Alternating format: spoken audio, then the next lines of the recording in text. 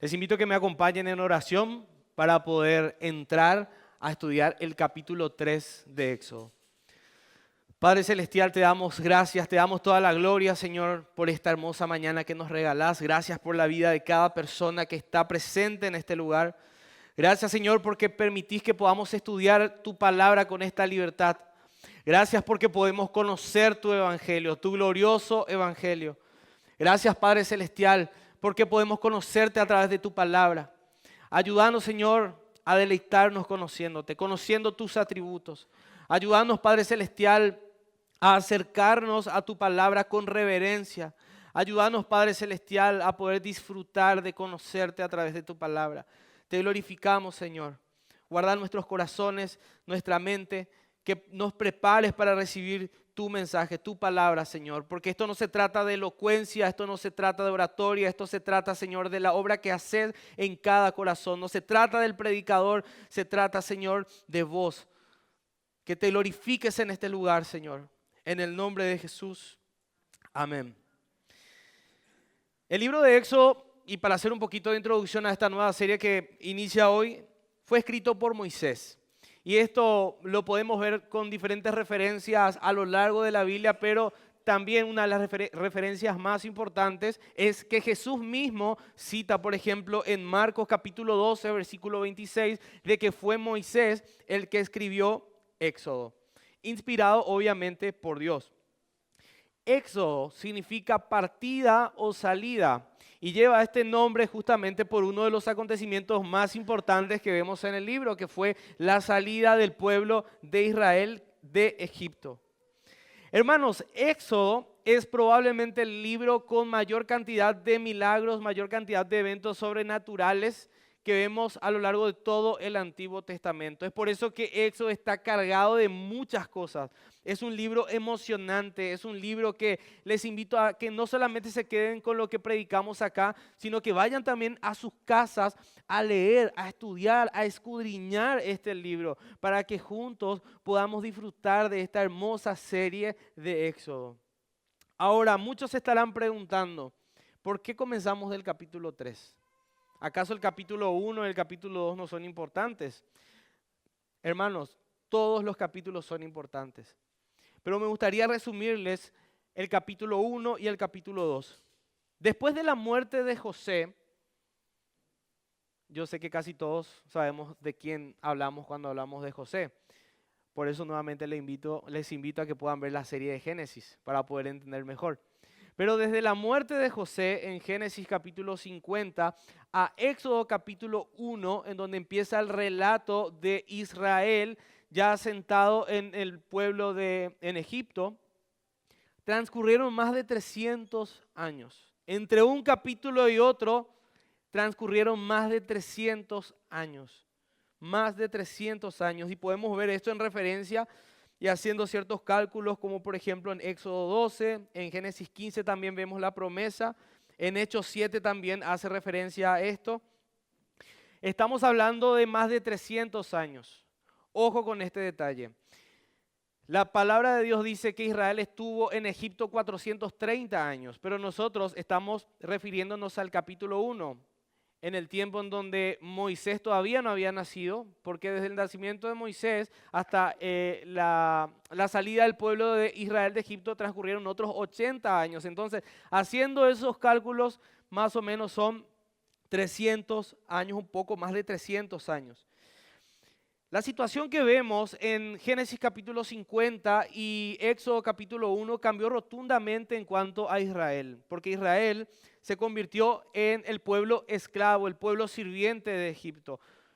En Génesis capítulo 50 no vemos eso, pero Éxodo comienza relatándonos que el pueblo de Israel comenzó a ser sometido por el pueblo de Egipto. Entre los capítulos 1 y capítulo 2 aparece en escena Moisés.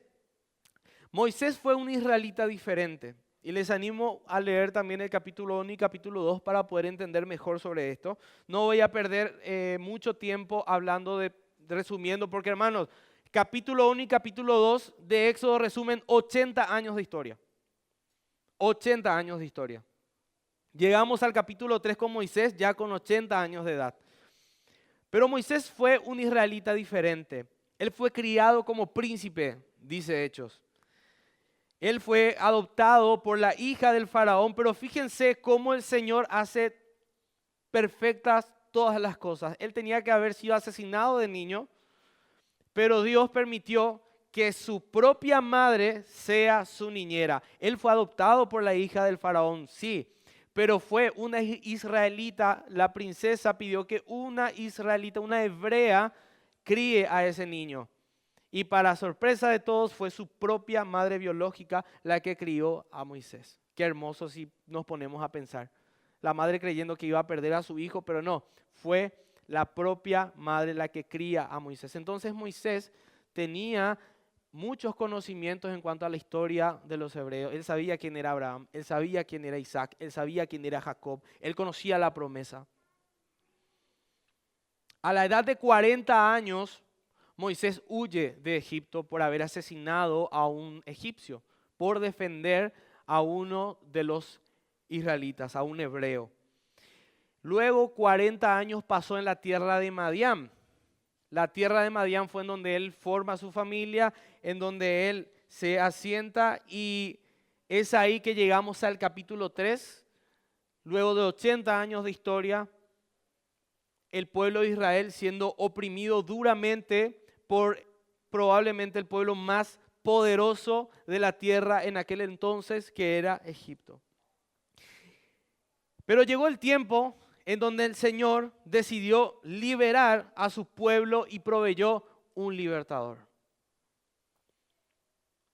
Pasó mucho tiempo, pero Dios nunca llega tarde. Hermanos, Dios nunca llega tarde. Lo que vemos en el capítulo 3 lo vamos a dividir en 3 secciones para poder entender mejor el capítulo. Primero vamos a ver la manifestación de Dios a Moisés. Segundo, vamos a ver el amor de Dios hacia su pueblo en medio del sufrimiento. Y en tercer lugar, vamos a ver la instrucción que Dios le da a Moisés para la liberación de su pueblo. Acompáñenme a Éxodo capítulo 3.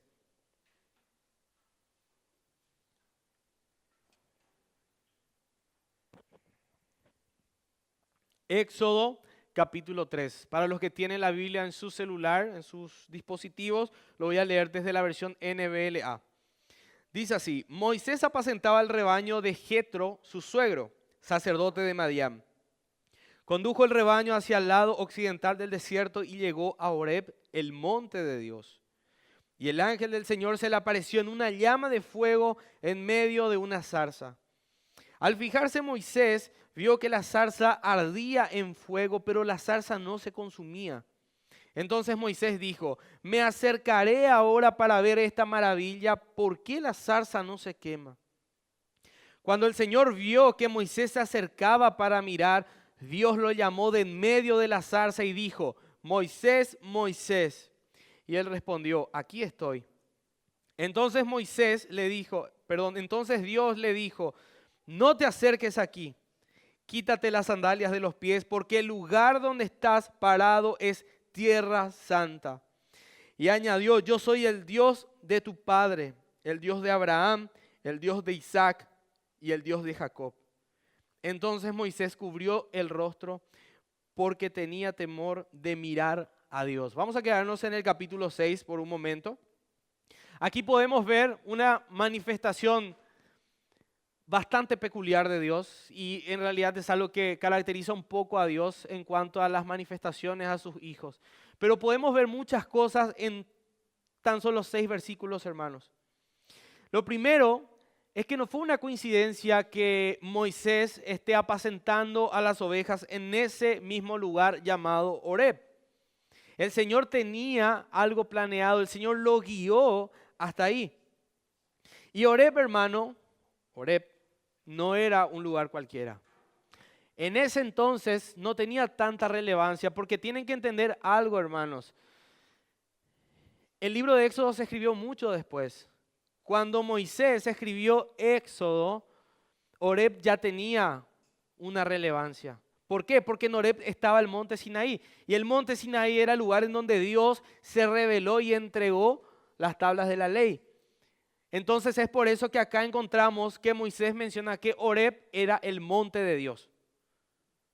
Más adelante se convirtió en el monte de Dios, pero en este entonces, cuando Moisés no era conocido, cuando Moisés todavía no había conocido a Dios ni tenido esta experiencia con Dios, el monte Horeb era un lugar sin relevancia.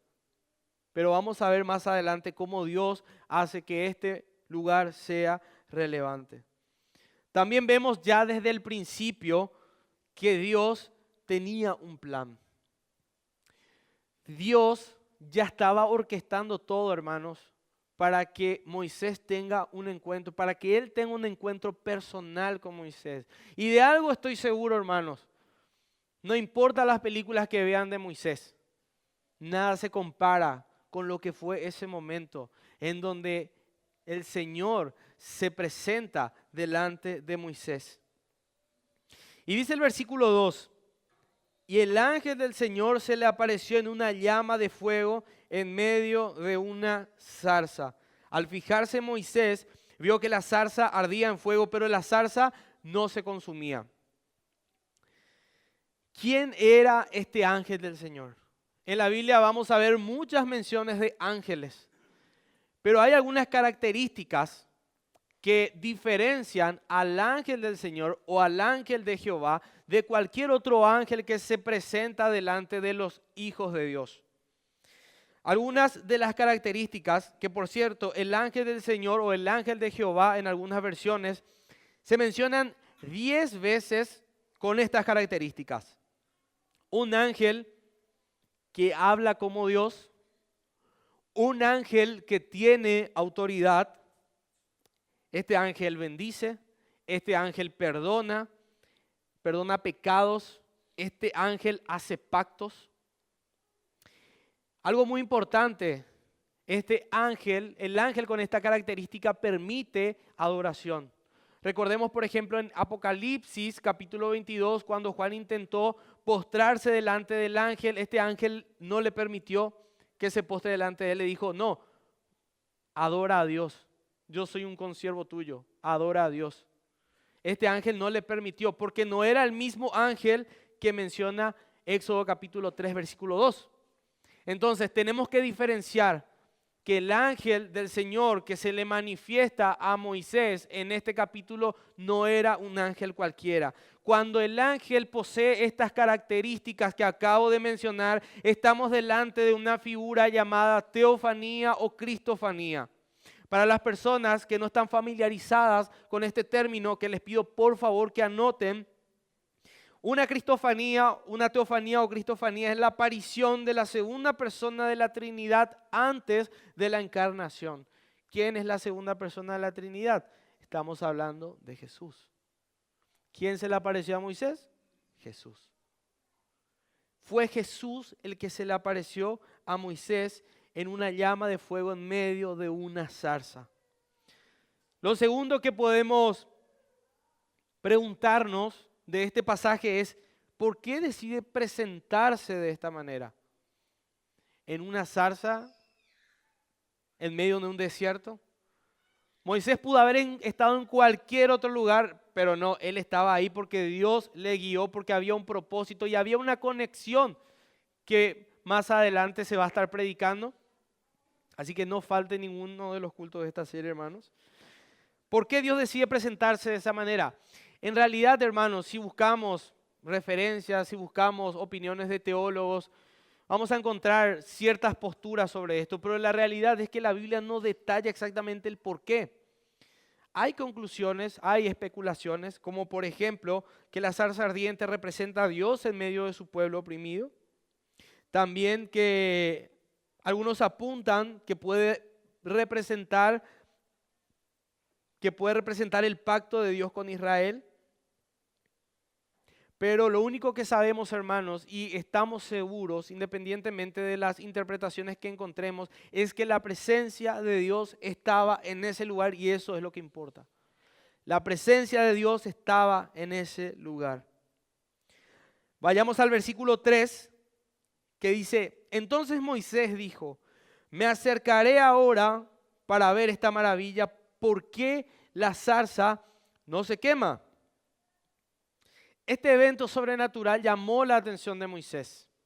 Y les repito, estoy seguro que ninguna película que vieron hasta ahora en Semana Santa y que muestra cada año fielmente en la Semana Santa se compara con esta experiencia sobrenatural que tuvo Moisés.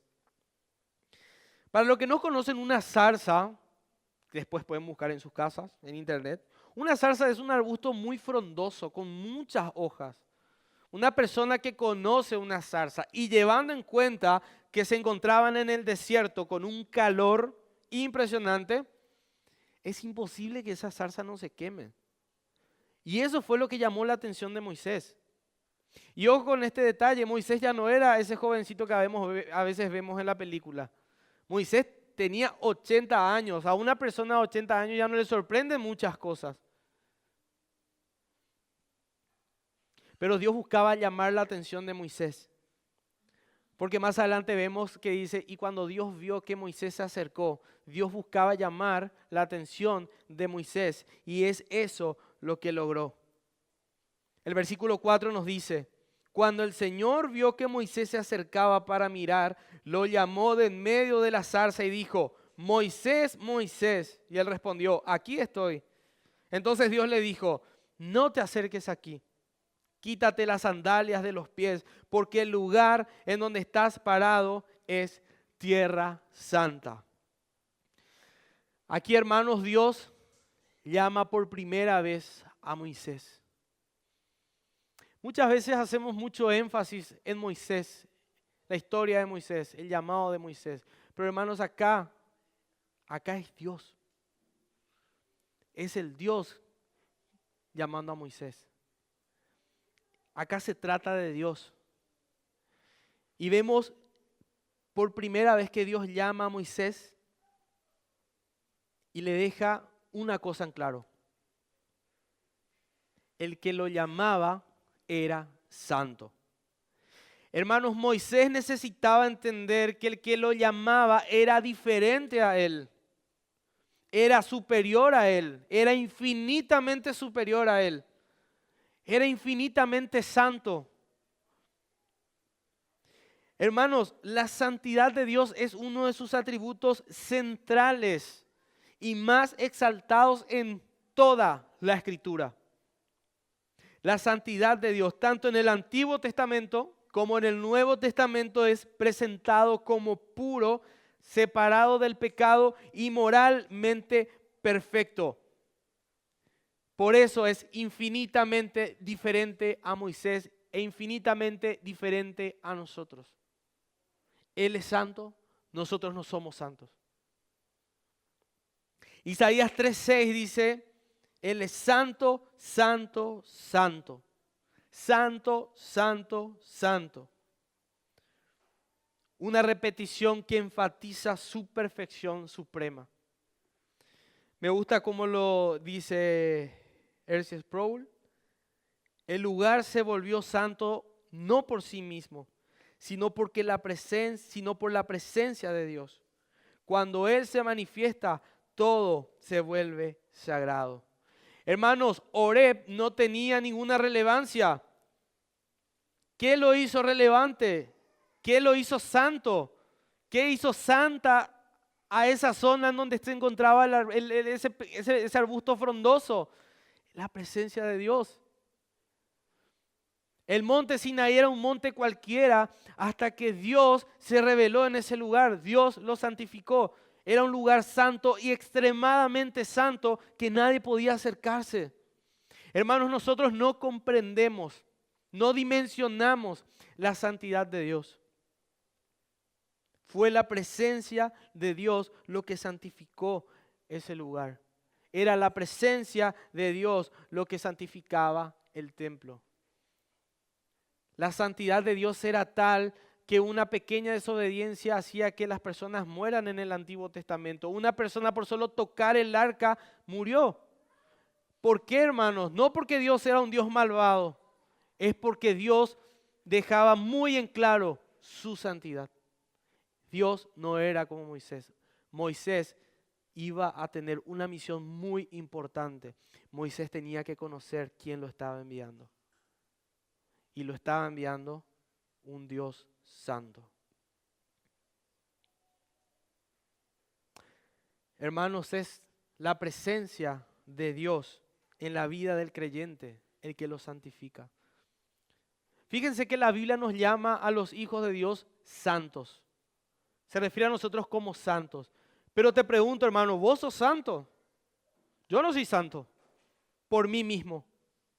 No soy santo. ¿Qué es lo que nos santifica? ¿Por qué la Biblia nos llama santo cuando en realidad nosotros leemos y nos llama santo y decimos, pero yo no soy santo? Es la presencia de Dios lo que les santifica a los hijos de Dios, porque la presencia de Dios está con nosotros.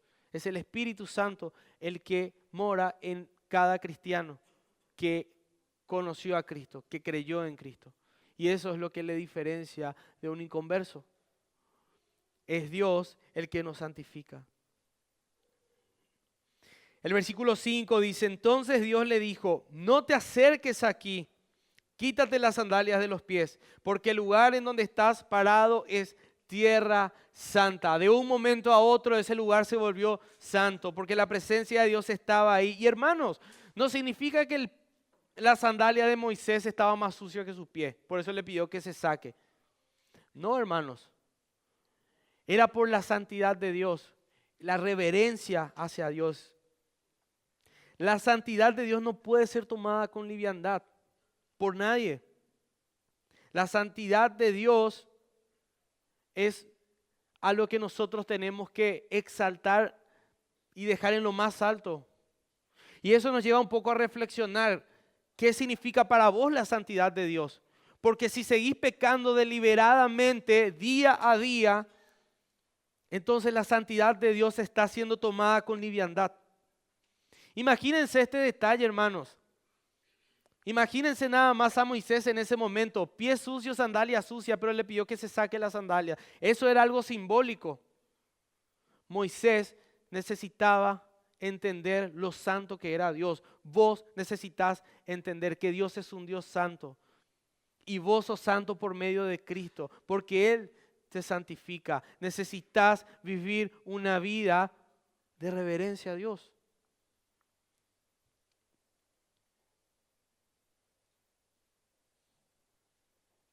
Versículo 6 dice, y añadió, yo soy el Dios de tu padre, el Dios de Abraham, el Dios de Isaac y el Dios de Jacob. Entonces Moisés se cubrió el rostro porque tenía temor de mirar a Dios. Hasta este momento Moisés iba conociendo ciertos aspectos de Dios. Lo primero, que estaba delante de un Dios santo. Cuando Dios le menciona que Él es el Dios de Abraham, de Isaac y de Jacob, automáticamente Moisés decide cubrirse los ojos, porque se da cuenta que está delante del Dios de Israel, del mismo Dios que se presentó a sus antepasados. No significa, hermano, fíjense en este detalle, la zarza estaba ardiendo, él estaba frente a la zarza, pero él no se cubrió el rostro hasta que Dios le dijo quién era.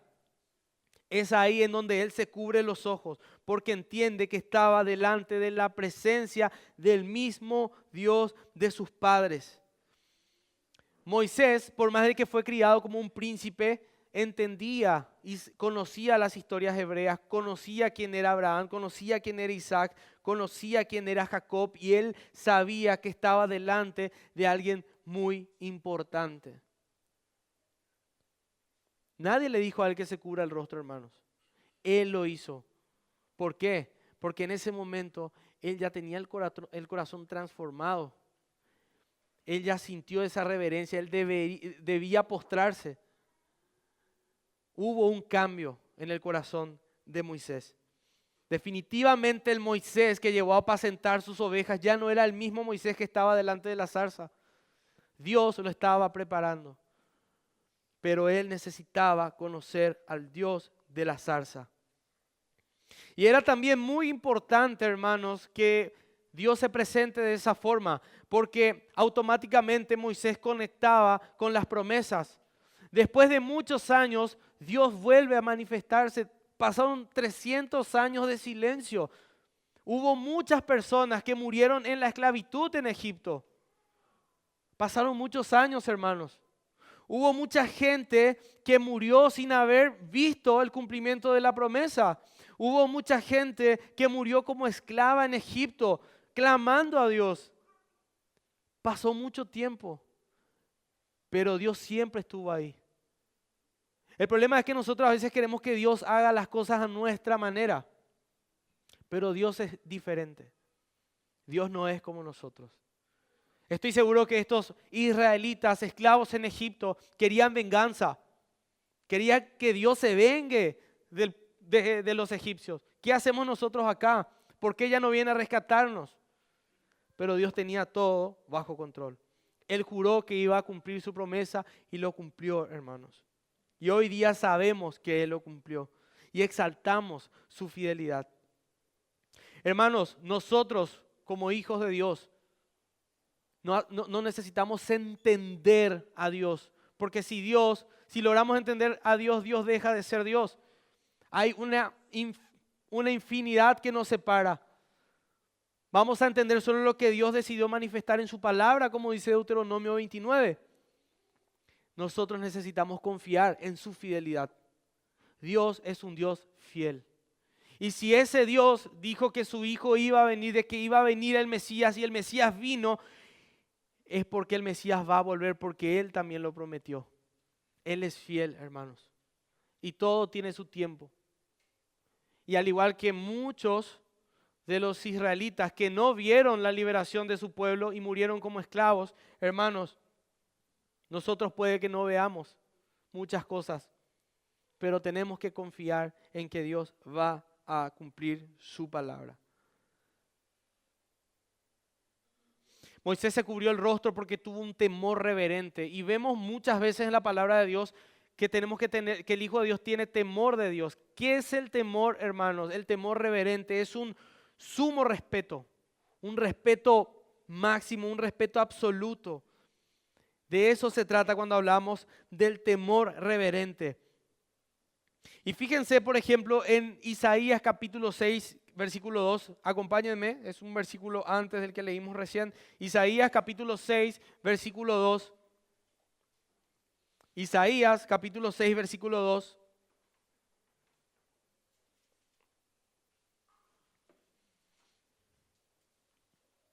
Isaías capítulo 6, versículo 2 dice: por encima de él había serafines, cada uno tenía 6 alas, con 2 cubrían sus rostros, con 2 cubrían sus pies y con 2 volaban. Hermanos, ni aun los ángeles se animan a ver la majestuosidad de Dios, la hermosura de Dios. Ellos se cubren los ojos.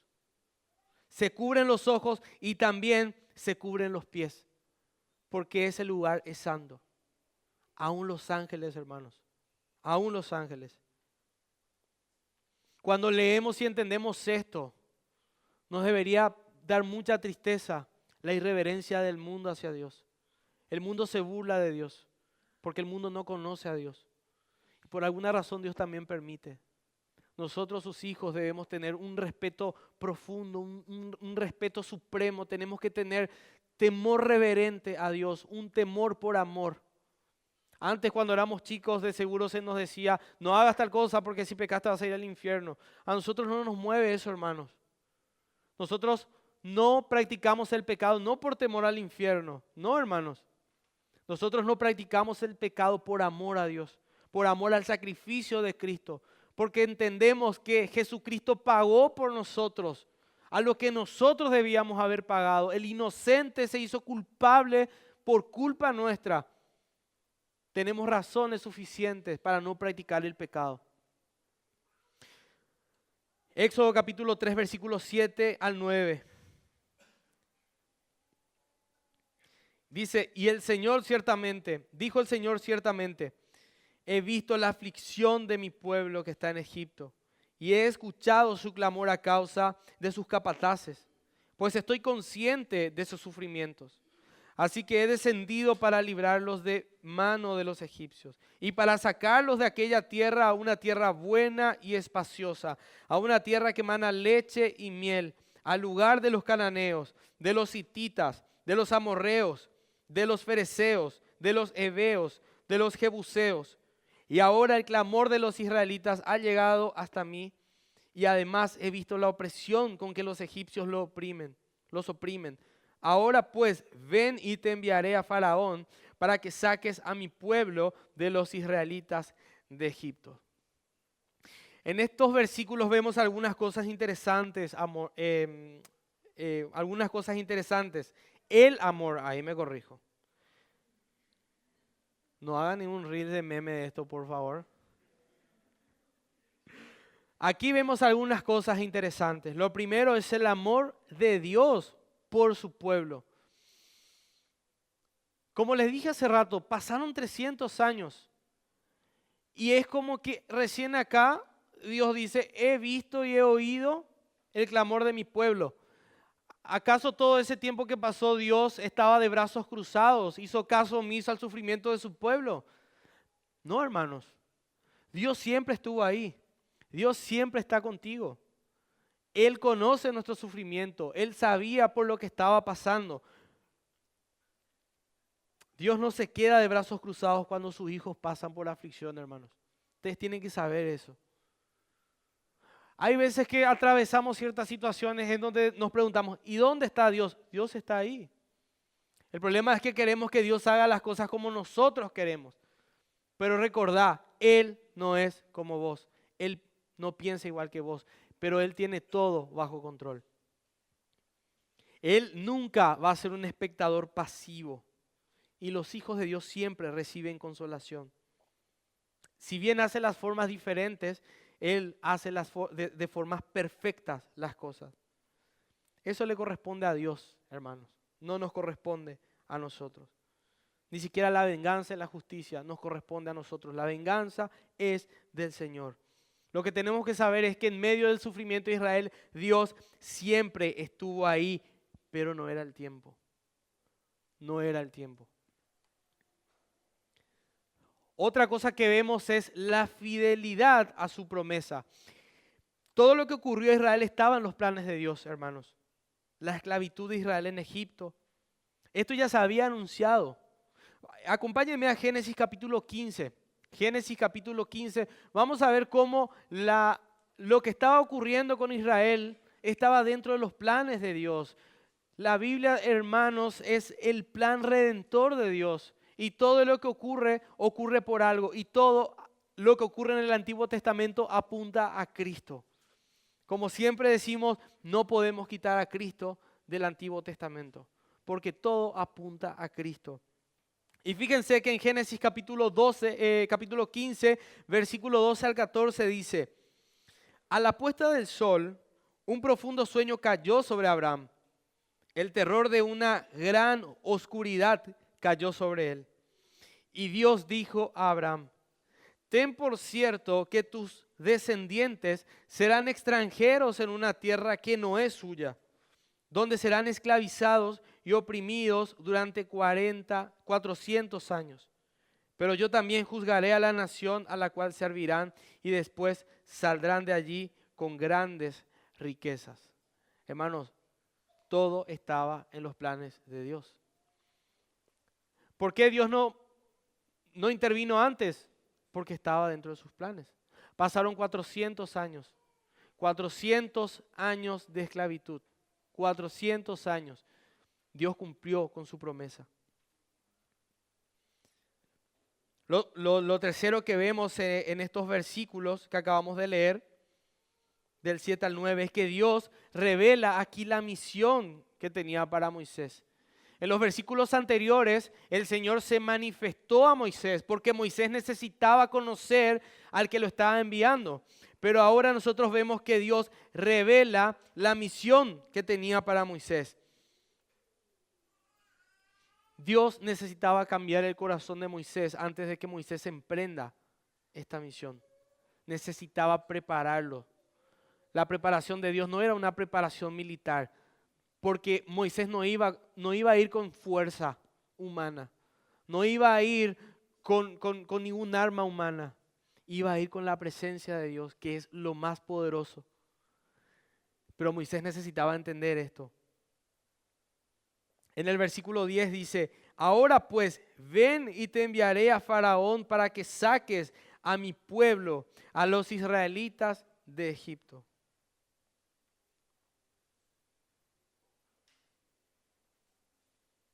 Ahora pues ven y te enviaré a Faraón. Hermanos, humanamente hablando, si nos ponemos a pensar, lo que Dios le estaba pidiendo a Moisés era totalmente imposible. Era un hombre cualquiera, un don nadie, un exiliado que tenía que enfrentar al hombre más poderoso de la tierra en aquel entonces. ¿Qué iba a hacer un hombre como Moisés delante de esta autoridad? Lo que Moisés tenía que entender aquí era que el que lo enviaba era más fuerte que ese faraón que estaba sentado ordenando y esclavizando al pueblo. Dice el versículo 11, avancemos con este capítulo, dice, pero Moisés dijo a Dios, ¿quién soy yo para ir a Faraón y sacar a los israelitas de Egipto? Ciertamente yo estaré contigo, le dijo el Señor. Le respondió el Señor, y la señal para ti de que yo soy el que te ha enviado será esta. Cuando haya sacado al pueblo de Egipto, ustedes adorarán a Dios en este monte. Entonces Moisés dijo a Dios, si yo voy a los israelitas y les digo, el Dios de sus padres me ha enviado a ustedes, tal vez me digan, ¿cuál es su nombre? ¿Qué le responderé? Y dijo Dios a Moisés, yo soy el que soy. Y añadió, así dirás a los israelitas, yo soy, me ha enviado a ustedes. Dijo además Dios a Moisés, así dirás a los israelitas, el Señor, el Dios de sus padres, el Dios de Abraham, de Isaac, el Dios de Jacob, me ha enviado a ustedes. Este es mi nombre para siempre, con el que se hará memoria de mí de generación en generación. Moisés estaba preocupado por lo que iba a hacer. Delante de quién iba a estar, delante del faraón. Pero Dios le dice, ciertamente yo estaré contigo. ¿Por qué, hermanos? Porque esto no se trataba de Moisés. Moisés debía entender que él era solo un mensajero. El que lo iba a acompañar era el que tenía el poder. Él solo iba a cumplir órdenes. No se trataba de Moisés, se trataba de Dios. No era Dios enfrentándose al faraón, era el pobre faraón enfrentándose al terrible Rey de Reyes y Señor de Señores.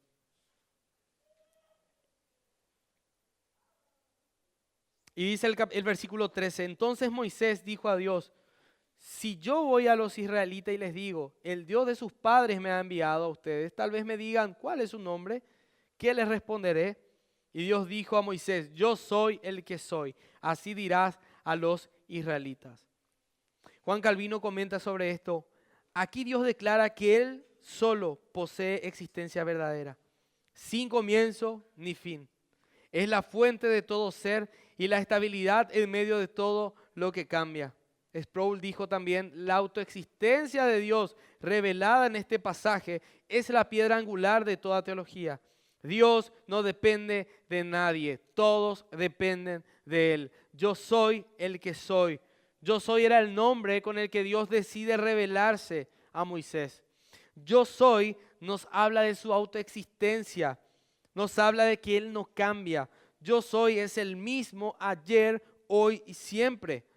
Al presentarse de esta manera a los israelitas, Moisés les estaba diciendo que Dios era el mismo Dios de siempre, el mismo Dios de sus padres, el mismo Dios que se presentó a Abraham, el mismo Dios que se presentó a Isaac, a Jacob, ese mismo Dios que orquestó todo lo que ocurrió en la historia de Israel hasta ese entonces, era el que lo estaba enviando a él. Para los israelitas, escuchar esto, hermanos, iba a ser algo demasiado fuerte. Yo estoy seguro que los israelitas se habrán largado a llorar cuando escucharon esto. Habrá sido un consuelo para ellos saber que Dios nunca se olvidó de ellos, que Dios estaba con ellos y que Dios iba a obrar para liberarles a ellos. Así que no se trataba de Moisés, se trataba de Dios. Él es suficiente. Dice el versículo 16 en adelante. Ve y reúne a los ancianos de Israel y diles, el Señor, el Dios de sus padres, el Dios de Abraham, de Isaac y de Jacob, se me ha aparecido y dijo, ciertamente los he visitado y he visto los que les han hecho en Egipto. Y he dicho, los sacaré de la aflicción de Egipto a la tierra del cananeo, del hitita, del amorreo, del fereceo, del jebeo y del jebuseo, a una tierra que emana leche y miel. Ellos escucharán tu voz. Entonces tú irás con los ancianos de Israel al rey de Egipto y le dirán, el Señor, el Dios de los hebreos, nos ha salido al encuentro. Ahora pues, permite que vayamos 3 días de camino al desierto para ofrecer sacrificios al Señor nuestro Dios. Pero yo sé que el rey de Egipto no los dejará ir, si no es por la fuerza. Pero yo extenderé mi mano y heriré a Egipto con todos los prodigios que haré en medio de él. Y después de esto los dejará ir. Y haré que este pueblo halle gracia ante los ojos de los egipcios. Y cuando ustedes se vayan, no se irán con las manos vacías. Cada mujer pedirá a su vecina y a la que vive en su casa objetos de plata, objetos de oro y vestidos. Y los pondrán sobre sus hijos y sobre sus hijas, y así despojarán a los egipcios. La venganza iba a llegar. Pasaron 400 años, pero lo que Dios les estaba prometiendo era un consuelo muy grande para los hijos de Israel. Él promete libertad. El Señor les consuela diciendo que Él escuchó su clamor, que Él siempre estuvo ahí. También les recuerda que va a cumplir lo que juró a sus padres. También les da tranquilidad de que Él tiene todo bajo control. Inclusive les da el detalle de que va a endurecer el corazón del faraón. Hermanos, esto es un detalle que no podemos dejar de pasar por alto. No, es un detalle muy importante porque es Dios el que tiene el control de todo. Él cambia los corazones. Si hubo una época en donde no te interesaba nada del Señor, rechazabas a Dios y de repente comenzaste a cambiar tu forma de ver a Dios y el pecado comenzó a tener un sabor diferente y comenzaste a odiar el pecado y amar al Señor, es porque Dios cambió tu corazón. Es Dios el que cambia nuestros corazones. Es el mismo Dios que cambió el corazón de Moisés. Es el mismo Dios que cambió tu corazón y por lo cual estás hoy en esta mañana. Es el mismo Dios también que endurece corazones. Porque Dios salva a quien Él quiere. Él tiene misericordia de quien Él quiere tener misericordia. Y esto es algo, hermanos, que nosotros no logramos comprender. Y muchas veces no logramos aceptar que Dios tiene misericordia del que Él quiere tener misericordia. Hay personas a las que vas a predicar y pareciera que nunca te escucha, pareciera que nunca se va a convertir. Años predicándoles a esa persona. Pero hermanos, recordá, no depende de vos. Lo que vos tenés que hacer es seguir predicando, hasta que se canse de vos. Y si se cansa de vos, si te bloquean WhatsApp, igual, seguí predicando. En esto, hermano, debemos ser muy insistentes. No depende de nosotros, pero tampoco podemos quedarnos con los brazos cruzados. Dios va a hacer la obra. Hay personas que por las que tal vez estamos orando hace muchos años y nunca se convierte, nunca va a la iglesia, nunca muestra absolutamente ningún interés por las cosas de Dios. Hermanos, seguí orando, es lo único que podemos hacer, orar y predicar. Es el Señor el que cambia los corazones. A vos te toca orar y confiar en que el Señor va a cambiar el corazón de esa persona, así como cambió tu duro y sucio y perverso corazón. Y eso es un consuelo para nosotros, Señor. Hermanos, debería ser un consuelo para nosotros. Moisés sabía de Dios, pero Moisés no conocía al Dios de la zarza. Inclusive cuando se manifiesta Moisés, él todavía ni siquiera se cubre los ojos, pero ella le responde. Cuando él, a medida que él fue conociendo quién lo estaba llamando, quién estaba delante de quién estaba, ahí comenzó a tener temor. Ahí comenzó a conocerle a Dios. Hermanos, mucha gente es como Moisés antes de la zarza. En Paraguay, que es considerado un país católico, vos a quien le preguntes, ¿vos crees en Dios? Te va a decir, sí, yo creo en Dios. Todo el mundo cree en Dios. De 10 personas, 1 o 2 probablemente te diga que no, que es agnóstico, que es ateo.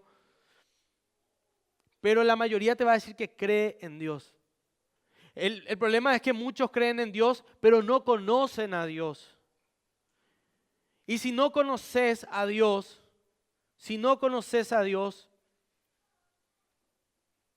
seguís camino al infierno. Si no conoces a Dios, no sos hijo de Dios. Hermanos, no se trata de tus obras, no se trata de cuánto hagas, es conocer a Dios. Y por eso debemos seguir predicando. Incluso predicarle a las personas que nos dicen, sí, yo creo en Dios, pero investigar un poquito, bueno, crees en Dios, a ver, pero ¿en qué Dios crees? ¿Cuál es tu concepto de Dios? Nosotros necesitamos tener un concepto elevado de Dios, un concepto elevado de la santidad de Dios. Porque a veces el entendimiento acerca de Dios, el concepto que tenemos acerca de Dios, muchas veces no es el concepto bíblico. Y yo sé que muchos de los que estamos acá en esta mañana se van a sentir identificados con esto. Porque escuchamos a personas que dicen, años estuve, pero no conocía el Evangelio. Me di cuenta que no conocía verdaderamente a Dios. Hermanos, eso ocurre. Necesitamos conocer al Dios de la zarza. Venir a la iglesia solamente no hace que una persona sea cristiana. Sí, la práctica de congregarse corresponde a los cristianos, porque la Biblia misma nos demanda. No existe alguien que se congregue online. Y la persona que diga, yo me congrego online, no, yo no quiero. Es como que está diciendo, yo amo a Cristo, pero odio a sus hijos. No me quiero congregar. Es un desobediente. Debemos congregarnos, hermanos. Debemos congregarnos. Congregarse es muy importante. Y no solamente decir, voy a llegar para la hora del mensaje. Hermanos, el culto empieza desde el inicio. Desde que el hermano dice, bienvenidos hermanos, es un gusto compartir con ustedes.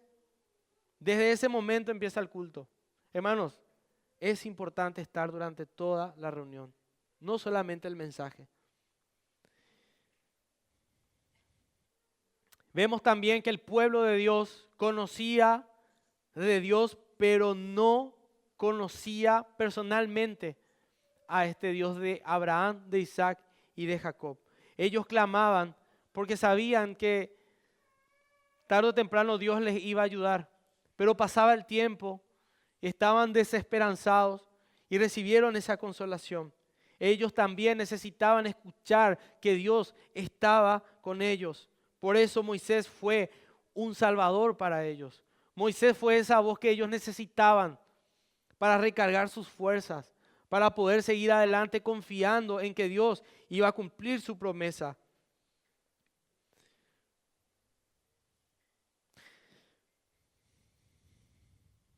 Hermanos, la misión de Moisés era liberar al pueblo de Israel y guiarlos hacia la tierra prometida. Y de ese pueblo vendría el Salvador. Y ahí fíjense que es muy importante entender cómo Dios hacía todas las cosas. Moisés tenía que estar muerto, hermanos.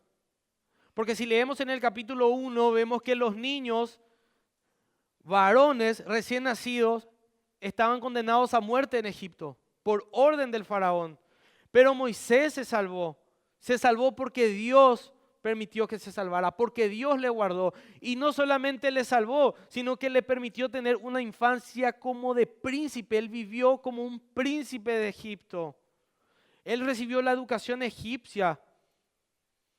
Probablemente Moisés era la persona más docta de todo el pueblo de Israel en ese momento, con más conocimiento. Por decir así, era el más culto entre todos los israelitas. Era probablemente el que mejor iba a dirigir, o sea, no porque él podía hacerlo, sino porque Dios mismo lo iba a capacitar para lograr eso. Moisés fue el Salvador que Israel necesitaba en ese momento. Pero Moisés fue un Salvador imperfecto. que libró a Israel de la esclavitud de Egipto. Cristo es el Salvador perfecto que libró a su pueblo de la esclavitud del pecado. Hermanos, Moisés fue una figura de Cristo. Moisés también creyó en Jesús. Fíjense en Deuteronomio 18, dice: un profeta de medio de ti, de tus hermanos como yo, te levantará el Señor tu Dios. Hebreos capítulo 11, versículo 7 dice: por la fe Moisés salió de Egipto sin temer la ira del rey, porque se mantuvo firme como viendo al invisible. Moisés también creyó en la promesa. Moisés también creyó en el Mesías. Moisés también creyó en Jesús. Moisés también era un cristiano como vos, como yo. Porque la salvación siempre fue por gracia, nunca fue por obras. La salvación siempre fue por gracia, hermanos. Entonces tenemos personas que dicen que creen en Dios pero no lo conocen. Otros que conocen a Dios pero tienen una visión distorsionada del Dios bíblico. Incluso que no conocen el Evangelio. Otros directamente rechazan a Dios. Pero hermanos, todos necesitamos conocer al Dios de la zarza. Moisés necesitaba conocer al Dios de la zarza antes de liberar al pueblo, antes de cumplir esa misión. Y si considerás que ya conoces a Dios, hermanos, es necesario que te autoevalúes. ¿Qué concepto tenés vos de Dios? ¿Qué concepto tenés vos del Evangelio? ¿Conocés realmente el Evangelio? ¿Estás predicando realmente el Evangelio? Y para aquellas personas que aún no conocen a Dios, para aquellas personas, hoy es el día perfecto. Hoy es el día en que podés conocer al Dios de la zarza. Hoy, hermanos. Moisés era un pecador como cualquiera de nosotros. Hermanos, Moisés no era una persona especial. Al igual que Abraham, al igual que Isaac, al igual que Jacob, al igual que José. Ellos eran personas comunes y corrientes como nosotros. Pero ¿qué los hizo especial? La presencia de Dios. ¿Qué los hizo diferente? Todo lo bueno que podíamos ver en ellos es Dios. Todo lo bueno que vemos en nosotros es Dios. Todo lo malo que hacemos nosotros somos verdaderamente nosotros. Sé que esa es la frase de un teólogo, parafraseando un poco. Moisés era un pecador como cualquiera de nosotros. Pero todo lo que Moisés hizo, todo lo que Moisés iba a lograr, porque el éxito de la misión de Moisés estaba asegurado. Dios no le dice anda a probar, Dios le dice anda a hacer. ¿Por qué? Porque yo voy a hacer esto, porque yo voy a endurecer el corazón de Faraón y anda a decirle esto a ellos y ellos te van a hacer caso y ellos van a hacer tal cosa. Dios va adelante, Dios va delante de nosotros. Él es el que obra, porque no depende de nosotros. Y Moisés no iba a hacer nada de esto si él no creía en Dios. El concepto, el entendimiento de Dios que tenía Moisés debía cambiar antes de emprender esta misión. Hoy, hermanos, nosotros también tenemos una misión. Y esta misión es de todos los hijos de Dios. Y esta misión se trata también de liberar de una esclavitud. Esta misión se trata de liberar a otras personas de la esclavitud del pecado. ¿Y quiénes son los esclavos del pecado? Todos aquellos que no conocen a Cristo viven como esclavos del pecado. Y hermanos, nosotros tenemos el arma más poderosa para hacerlo, que es el Evangelio. Nuevamente no depende de nosotros. La historia no cambió. Nosotros somos usados por Dios. El Señor nos santifica. La presencia, el Espíritu Santo está en nosotros, en todos los que son hijos de Dios. Podemos cumplir con esa misión de predicar. No corresponde a nosotros la transformación de los corazones, como habíamos hablado, pero tenemos una misión. Hay personas que están esclavizadas por el pecado, que necesitan escuchar el Evangelio, hermanos. Porque la fe es por el oír. Y no es solo por tu conducta. Voy a vivir de tal manera que no necesite predicar como dijo una persona. No, el Evangelio se predica, el Evangelio se habla, las personas necesitan escuchar el Evangelio. No separemos nuestra vida cristiana de nuestro trabajo, porque a veces escuchamos, por ejemplo, no mezclemos las cosas. No, sos un cristiano en todos lados. Si tenés que exhortarle a un hermano, lo vas a exhortar aunque fuera tu compañero de trabajo, aunque fuera tu jefe, pero es tu hermano en Cristo. Si tenés que predicarle igual en el trabajo, no importa, pero las personas necesitan escuchar el Evangelio y vos tenés el Evangelio, vos conocés el Evangelio. Nosotros ya no necesitamos una zarza ardiente y una nueva revelación de Dios, porque Dios ya nos dejó en su palabra la palabra profética más segura. Lo que necesitamos está aquí, hermanos. Dios ya nos dejó todo lo que necesitamos saber de Él. Y al igual que Moisés, nosotros también vamos con la presencia misma de Dios. Hermano, vos también fuiste un esclavo del pecado, pero hoy sos libre. Hoy dejaste de practicar el pecado que antes te esclavizaba. Hoy tenés la fuerza para luchar contra ese pecado. Hoy, no por tus fuerzas, porque el Señor te santifica, porque el Señor te ayuda a vivir una vida en santidad. Vos también fuiste comprado por la sangre de Jesús.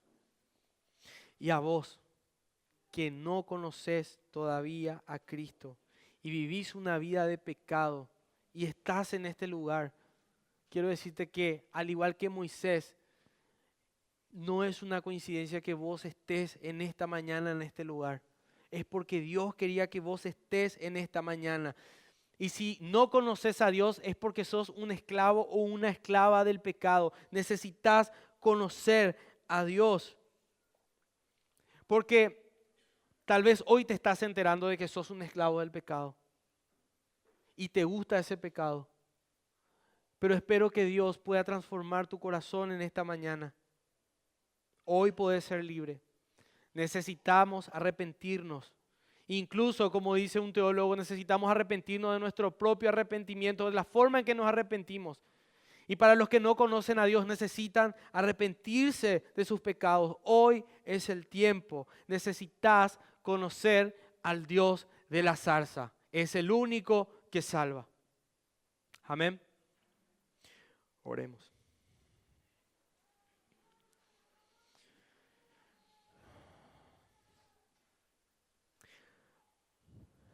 Padre Celestial, gracias una vez más por tu palabra. Gracias, Señor, porque podemos acercarnos. Gracias, Padre Celestial, porque podemos predicarla y conocerte a través de ella. Gracias, Señor, por tu palabra, por tu mensaje. Gracias porque te revelás, Señor, a través de ella. Perdonanos, Señor, si no teníamos un entendimiento correcto de tu persona. Perdonanos, Señor, si es que estábamos viviendo vidas que no honraban tu santidad. Si no teníamos el concepto suficientemente elevado de tu persona. Perdonanos, Señor, por nuestra frialdad. Perdonanos por no predicar tu palabra como debiéramos predicar. Perdonanos por no realizar la misión que nos dejaste de ir por todo el mundo a predicar este evangelio, así como debe ser. Perdonanos por no escudriñar las escrituras correctamente. Perdonanos, Señor, porque somos imperfectos, pero vos, todo lo bueno que hay en nosotros, sos vos en nosotros. Y te glorificamos por eso, Señor. Gracias, Padre Celestial, por cada hermano que vino en esta mañana. Gracias por cada hermano y gracias por cada persona que aún no te conoce, pero que está en este lugar. Que toque su corazón, Señor.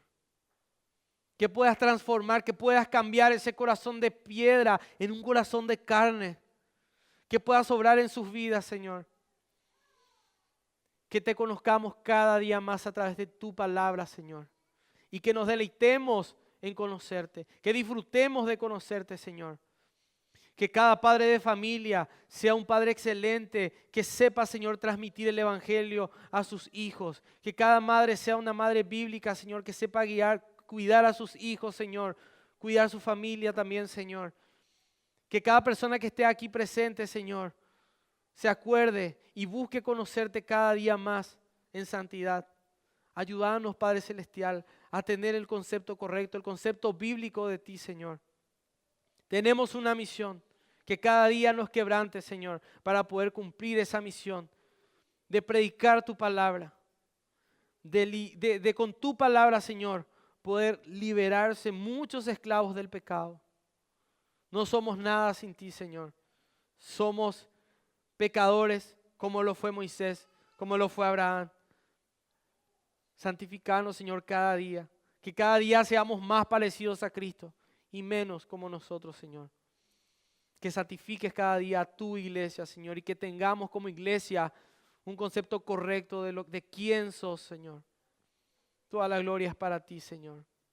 Gracias, Padre Santo, en el nombre de Jesús. Amén.